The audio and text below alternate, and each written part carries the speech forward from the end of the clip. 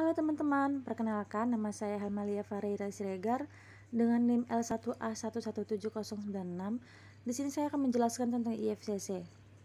IFCC adalah suatu organisasi di Indonesia yang mempromosikan pengelolaan hutan lestari melalui sertifikasi hutan dan pelabelan atas produk-produk hasil hutan yang berasal dari hutan bersertifikat.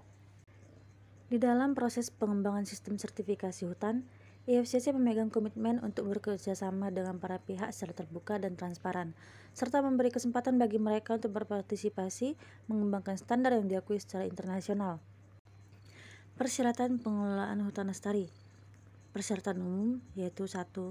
UM harus mempunyai status legal. Yang kedua, UM harus memenuhi semua peraturan dan perundangan yang berlaku terkait dengan praktek pengelolaan hutan. Yang ketiga, UM harus membayar semua kewajiban finansial kepada pemerintah yang terdiri atas fee, royalti, pajak, dan kewajiban finansial lainnya yang legal.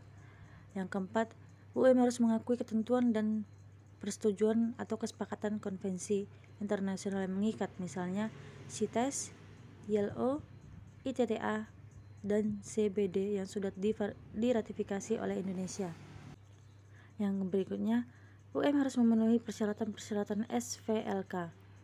Yang keenam, UM harus menunjukkan komitmen jangka panjang untuk pengelolaan hutan lestari sesuai dengan persyaratan dalam standar ini. Yang ketujuh, UM harus memiliki pendanaan yang memadai untuk semua kegiatan dalam pengelolaan hutan lestari dan investasi untuk pengelolaan hutan lestari sebagaimana dipersyaratkan dalam standar ini, serta sesuai dengan undang-undang yang berlaku dan peraturan yang berlaku. 8. UM harus menetapkan sebuah organisasi yang disertai dengan struktur organisasi yang efektif, sistem manajemen dan sumber daya manusia yang kompeten berdasarkan pada pelatihan dan instruksi yang berkelanjutan yang diperlukan untuk memastikan keberlanjutan pengelolaan hutan dalam sesuai dengan persyaratan dalam standar ini. Yang ke-10, UM harus mempertahankan dan meningkatkan kompetensi pekerja melalui pelatihan dan atau kegiatan lainnya secara rutin. Ke-11, UM harus memiliki prosedur terdokumentasi sesuai dengan skala dan intensitas operasional pengelolaan hutan untuk mencapai pengelolaan hutan lestari yang ditetapkan dalam standar ini. Yang ke-12, UM harus menjaga rekaman secara memadai untuk periode minimum selama 5 tahun. Yang ke-13, UM harus memastikan bahwa semua operator, termasuk tenaga kerja operasional yang dikontrak dalam pengelolaan areal hutan, memenuhi persyaratan standar ini. Yang ke-14, UM harus membuat rencana spasial areal kerja yang efektif untuk tujuan pengelolaan hutan lestari. Rencana spasial areal kerja harus, yang pertama, berdasarkan pada inventarisasi yang dilakukan secara periodik dan komprehensif. Yang kedua, selaras dengan hasil AMDAL. Yang ketiga, memastikan dimasukkannya kawasan lindung atau konservasi dari ekosistem dan biotop lingkungan yang penting. Yang keempat, menyertakan peta RKU dan RKT serta disetujui oleh pihak berwenang. Yang kelima, dilaksanakan di lapangan termasuk pemeliharaan batas areal kerja. Yang berikutnya ada rencana kelola. Pertama, UM harus melaksanakan prinsip perbaikan berkelanjutan yang meliputi kegiatan perencanaan pengelolaan hutan, pelaksanaan rencana pengelolaan hutan, pemantauan dan evaluasi.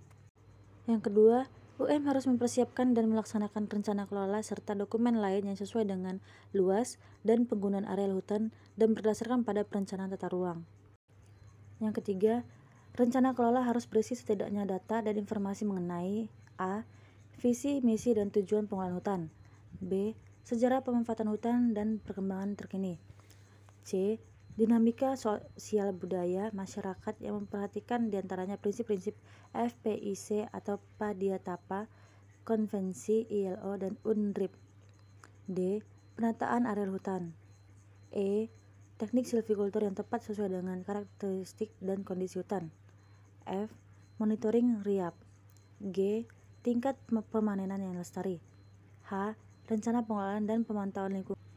I. Rencana perlindungan dan pengamanan hutan.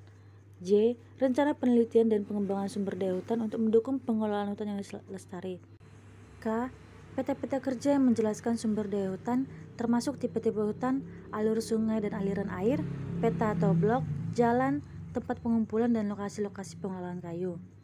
Dan yang terakhir adalah pembangunan dan pemeliharaan infrastruktur seperti jalan, camp, jembatan, dan lain-lain.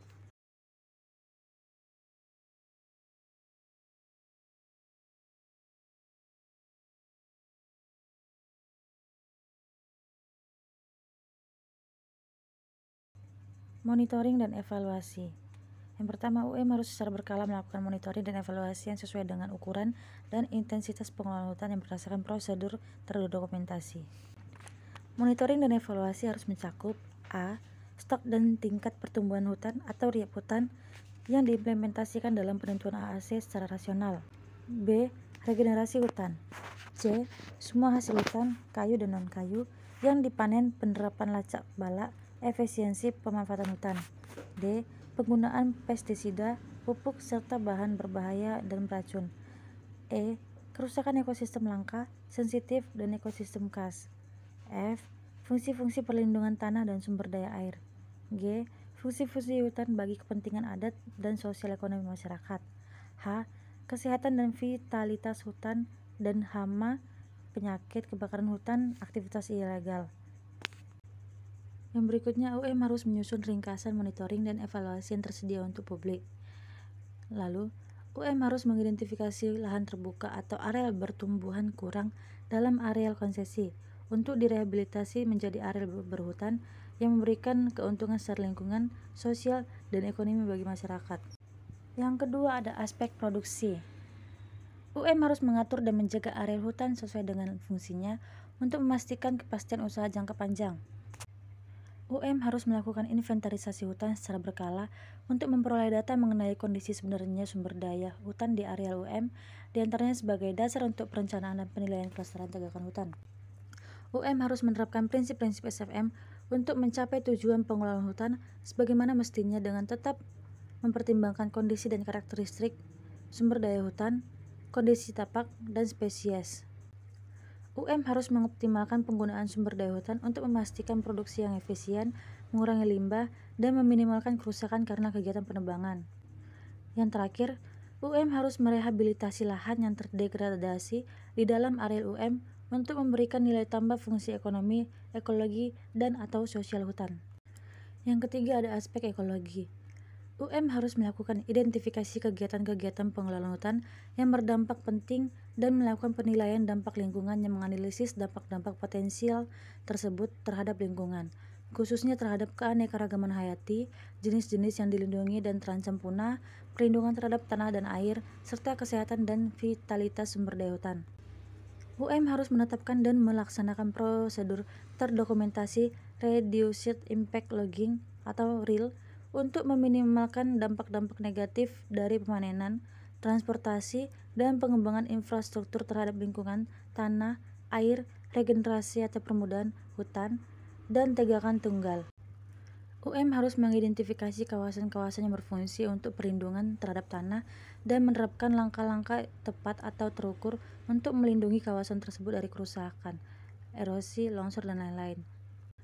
UM harus mengidentifikasi kawasan-kawasan yang berfungsi untuk perlindungan air, misal sempadan sungai dan danau, lahan basah, sumber air minum, hutan pantai, dan lain-lain. Yang berikutnya, UM harus melakukan pemantauan dampak negatif kegiatan-kegiatan pengelolaan hutan, antara lain kualitas fisik dan kimia tanah, pemadatan tanah akibat penggunaan alat berat, penurunan permukaan tanah, sedimentasi, banjir, dan penurunan kualitas air. UM harus mengidentifikasi melalui inventarisasi dan pemetaan tentang distribusi flora dan fauna yang dilindungi, endemik, langka, dan spesies yang terancam atau hampir punah, beserta habitatnya di seluruh wilayah UM sesuai dengan peraturan dan ketentuan yang berlaku. UM harus memelihara dan memperbaiki habitat flora dan fauna yang dilindungi, endemik, langka, dan spesies yang terancam punah, serta berkarakteristik khas untuk kepentingan biologis seperti pohon induk atau bibit, pohon tua beronggai mati, tempat bersarang, dan makan satwa dalam areal UM. Yang keempat, aspek sosial. UM harus mengidentifikasi, menghargai, mengakui, dan menghormati sistem penguasaan dan hak-hak legal masyarakat untuk memiliki, mengontrol, dan menggunakan lahan dan sumber daya hutan. UM harus membuat kesepakatan dengan masyarakat adat atau masyarakat lokal untuk melakukan pengelolaan hutan sesuai dengan hak adat dan atau hak milik masyarakat secara legal. UM harus memberikan akses kepada masyarakat adat dan masyarakat lokal untuk memanfaatkan sumber daya hutan yang memiliki fungsi penting secara ekonomi, ekologi, nilai budaya, atau termasuk spiritual. Demikianlah persyaratan umum dalam pengelolaan hutan lestari yang dapat saya sampaikan. Jika terdapat kesalahan kata, saya mohon maaf. Sekian dan terima kasih.